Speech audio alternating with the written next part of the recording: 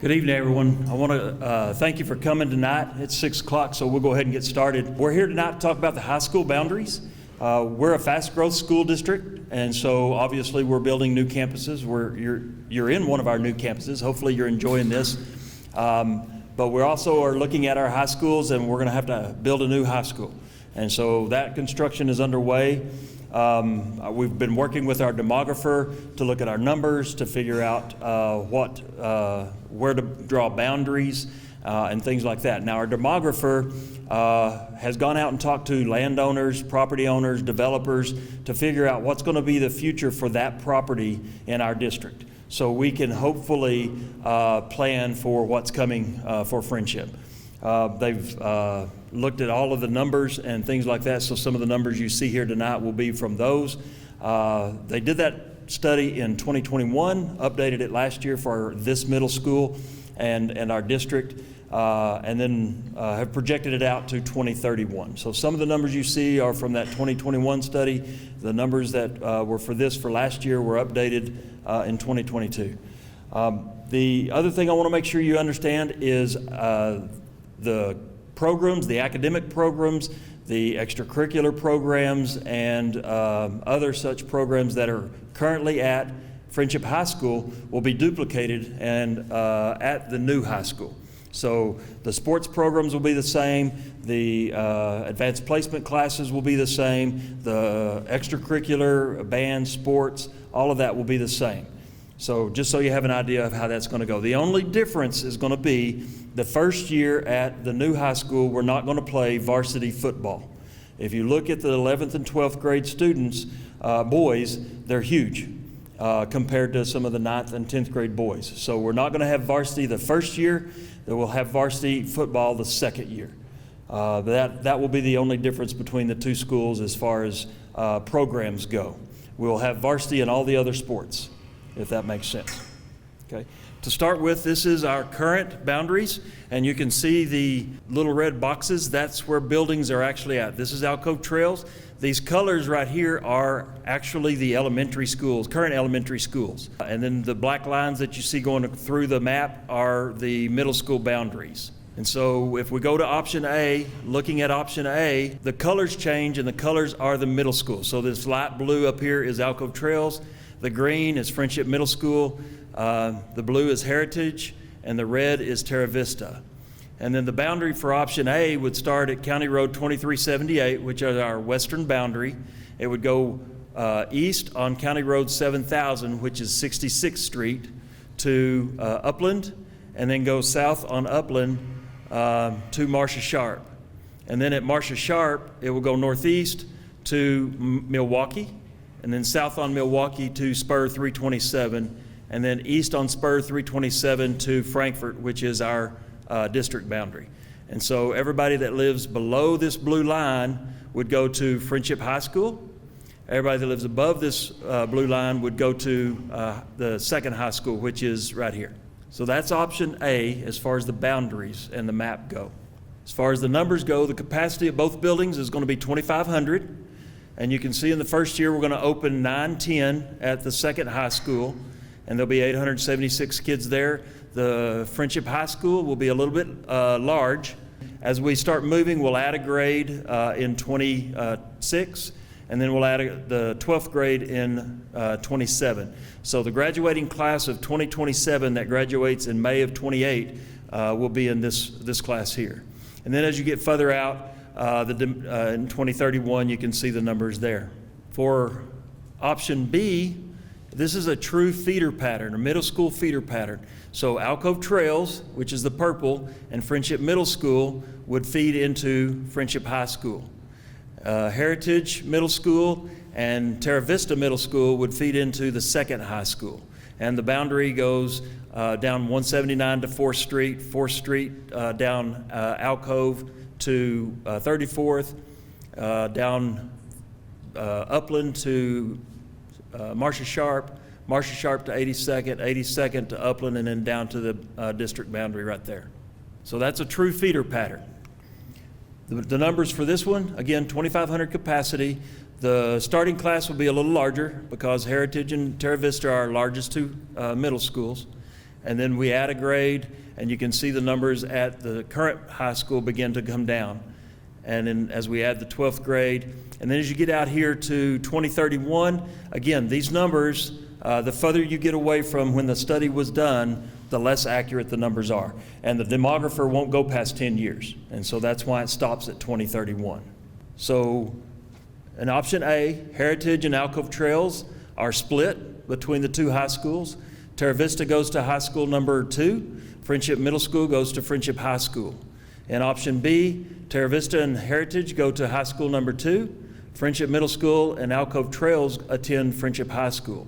And there's no split in the middle schools in option B.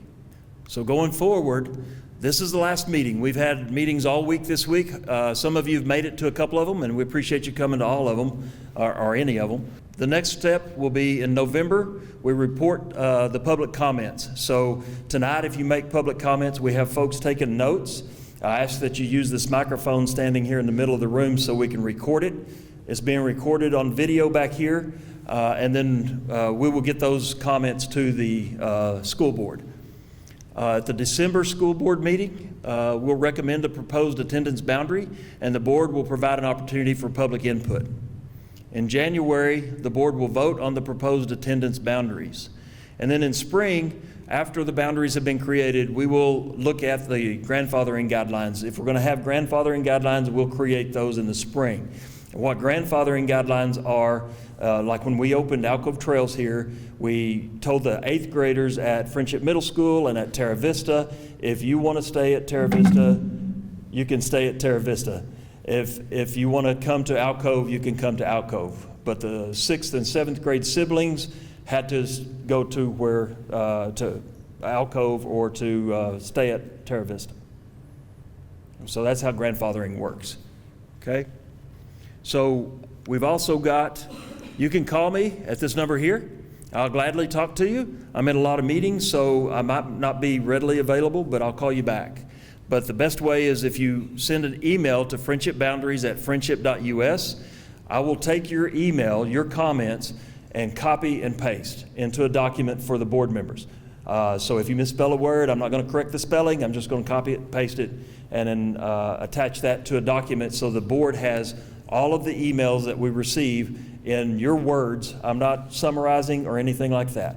So all of that will be just a copy paste, and then they will get a copy of that.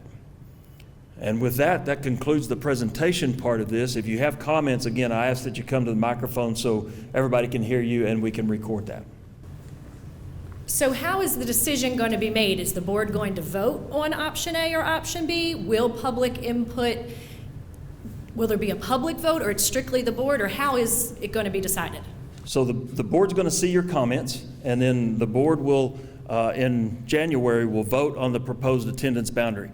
In November, we provide these comments, and then the board has public input in December, and then the board votes on the boundaries. There's not a public vote. We don't take a straw vote. We don't do anything like that. The board makes the final decision with the best interest of the district at heart. And we know it's a tough decision. We know it's a change, and we know we're going to upset some people with some boundaries. But we make what we look at to make the district go forward in a positive manner.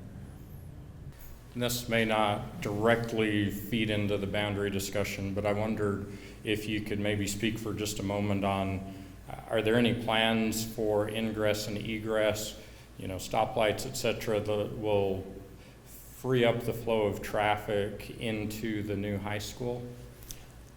Well, we don't do roads, so that's going to be on the city of Lubbock or Lubbock County. As far as what I do know is 43rd Street, which goes in front of the school and down to Pontiac, which will eventually connect with 50th Street. The city's working with the developers to get that finished. The developer that's up there by the high school is working hard to get his houses and residential streets built. Upland is a part of the county's, I believe, bond, or maybe the city's bond, but it's part of one of the bonds to be improved. And then the city's working with the developer that owns the Pontiac free right away. So they're not necessarily proactive on this. I know with the new elementary schools and middle schools that have gone in, any upgrades on that tend to follow about 5 to 10 years behind the actual establishment of the school. And I can't speak on that because I don't know what the cities or counties talking about on roads. I have a question concerning the starting of the just 9th and 10th graders and the opportunities they will or will not have based on only that, like varsity sports, obviously, but like my daughter's a debate. As a freshman, she competed in varsity debate. And will we have varsity sports if we move them over as a freshman and sophomore? What are we going to lose? The plan is we're going to have varsity everything except football. So if we have a varsity, and lack of a better way of putting it, the varsity debate team, we will have a varsity debate team for the second high school. Starting from scratch. Starting from scratch. The coach is going to have to hurry. Left the house, changed my mind. You said like the public's opinion, so I've been to the Terra Vista meeting and now I'm here. I have not seen very many opinions. Were there other opinions I've given received at the other two meetings that I was unable to attend? Because I showed up tonight really hoping to see a different viewpoint from my own, and sadly I have not received that. So I'm just wondering, are you gonna post those on the website so we can see those? Like, does that make sense? we're not going to post any opinions on the website, no, but if, I've received several emails, people have voiced their opinion about, I want this option or that option, and I've received emails that have said, I want this option or that option. But as far as posting all those, no, we're not going to do that. Can you tell me where people are leaning, what you are seeing personally? Are they leaning for A, or are they leaning for B? I haven't done a count. So you have no idea? I don't have it, no. I mean, the best thing I got is there's a couple of strong opinions about this one, and there's a couple of strong opinions about that one. That's the best I can tell you right now. And then there's a couple of, I want B, I want A, you know, so. Okay. My next question would be, with the vote for the new elementary school, does that vote coincide with the vote for the new high school? They'll both be done on the same timeline. Right, but if we're voting A over here, are we voting A over here? Are we voting B and B, or A? I guess that's what I'm asking. They're totally different votes. They're two individual votes. Okay. So elementary boundary will be decided and a high school boundary will be decided. Hopefully just one more question. As well, when you employ the teachers at the new high school, is it going to be all new players, like all new staff? Because the feedback that I'm hearing is that nobody from the old high school wants to come over to the new high school, and they don't want to leave the programs that they've built there. They don't want to leave the athletic systems that they built there. They want to stay with the systems that they built, so they don't want to leave. So at that point, the children that have been with them thus far they're going to leave them. Does that make sense? Yeah, so what we do is, obviously when we open it, we're going to split the 9th and 10th grade class. And so some of the teachers that teach 9th and 10th grade courses are going to have to go to the new high school because we're not going to have a need for them at Frenship High School. And so we're going to have to split that class. When we roll up to the 11th grade, same thing will happen, and then the 12th grade as well. Will we have to hire some people? Yes, but we're not going to have to hire a whole staff of high school teachers. Sorry, one more question. So I have a son in the class of 2027, and is there any chance that his class, so he should be the last senior year collectively at the old high school? I believe that. Is that correct? So is there any chance that will change? Any chance you split them early? No, it'll be on this schedule here. It's on that schedule? Yeah, it'll be on that schedule there. So if it's important that our opinions are put in writing to help persuade the board one way or the other, I would like to say that I am in favor of option B, please, the true feeder pattern. I understand you have to do what's best for the district, but what's best for the district is what's best for their students. And a true feeder program is what benefits students. You cannot have success in separating middle schools and saying to children who have been together for 3 years, and even longer if they fed in from the elementary school, oh, you've been besties, but now you got to go to 2 different high schools. That just doesn't make good sense. And I was really disappointed with some of the decisions on what went down with the middle schools. I hope the board does better this time and goes with option B. Okay, thank you.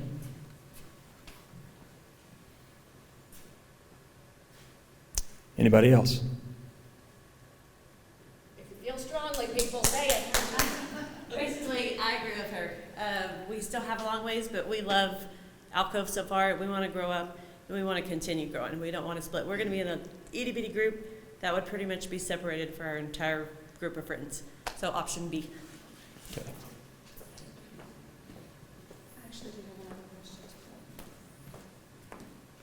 I agree with option B as well, because I think the true feeder pattern, it just makes more sense. But when the board is making their decision, what are they considering? When you say what's best for the district, is it tax dollars, or can you elaborate a little bit on that? Well, each one of them has their own vote, and so I can't answer for each one of them individually, but what I can tell you is the board looks at efficiently using our buildings, making the best for taxpayers' money, and then what's best for kids as well. So all of that kind of swirled together is how they come up with their vote.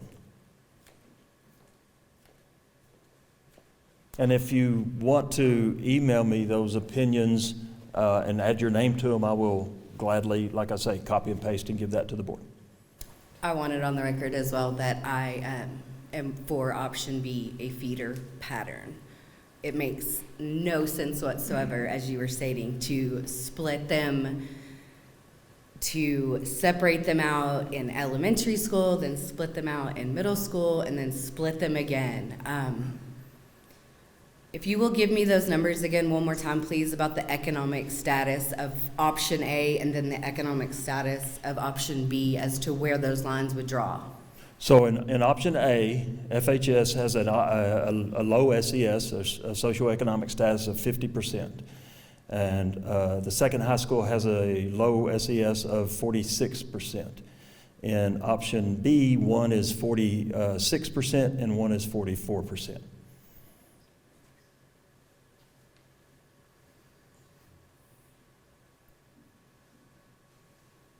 So our opinions will be transcribed tonight, or you have to have our names to go with it? No, they're being transcribed. Okay. Yeah. Good.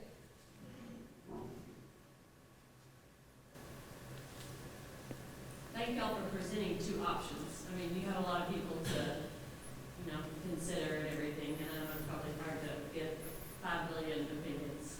Thank you. That just leaves a couple of people left that haven't talked, if anybody else wants to. No, I'm just joking. Thank you guys for coming. If you have questions or anything, I'll be here kind of picking up, and I can try and answer those for you. Thank y'all.